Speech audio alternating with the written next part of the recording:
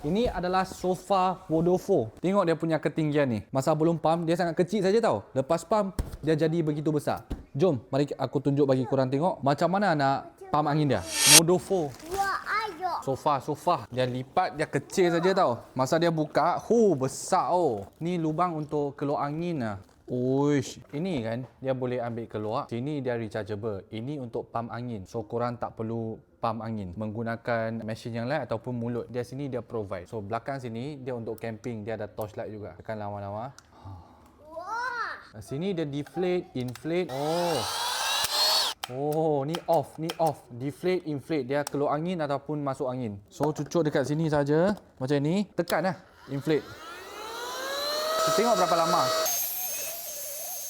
Laju juga oh. Aku rasa tak sampai seminit dah ada angin masuk dah. So ini dia ala-ala bin bag yang tak ada bin dekat dalam. Ini korang bawa pergi camping syok. Dalam kotak dia ada bagi aksesoris. Ini satu USB, user manual. Ini untuk pump angin lah, pump angin. Ini tampung. In case dia pecah kan, korang boleh tampung dia bagi ni. Tengok, dah naik dah. Wah, besar juga oh. Kau tengok anak aku. Kau tengok bin bag ni. Besar oh. Macam swimming pool oh. Okay, kalau nak tekan stop, tekan dekat sini.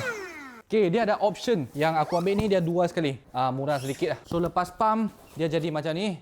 Come, tonight you sleep here, okay? Tengok. Dia jangan risau. Anak pun tak jatuh oh. Macam ni. Kalau dia tidur. Tengok. Sure baby? Sure. Tapi yang penting sekali, jangan ambil pisau lah. Sebab dia bin bag ni, dia dalam tak ada bin. Okay? Sini dia jadi semacam akantara sedikit.